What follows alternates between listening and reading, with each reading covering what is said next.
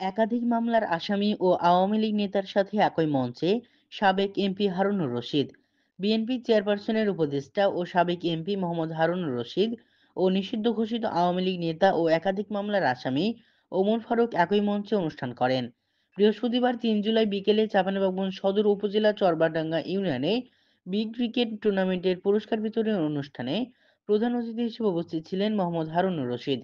এ সময় মঞ্চের সামনের সারিতে হারুনের বাম পাশে বসে থাকতে দেখা যায় চরবাগডাঙ্গা ইউনিয়ন আওয়ামী লীগের সভাপতি ও একাধিক মামলার আসামি ওমর আলী ও সদর উপজেলা তাঁতি লীগের সভাপতি নুরুল ইসলাম কৃষক লীগ নেতা এনামুল হককে।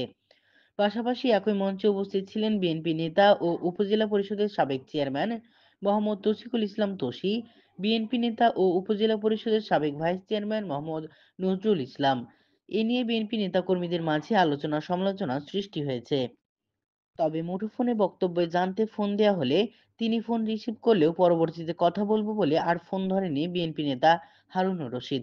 চাঁপাইনবাবগঞ্জ জেলা বিএনপির আহ্বায়ক গোলাম জাকারিয়া বলেন, আমি শুনলাম একটি অনুষ্ঠানে বিএনপির কিছু নেতাকর্মী গিয়েছিলেন। সেখানে আওয়ামী লীগের নেতাকর্মীরা উপস্থিত ছিল।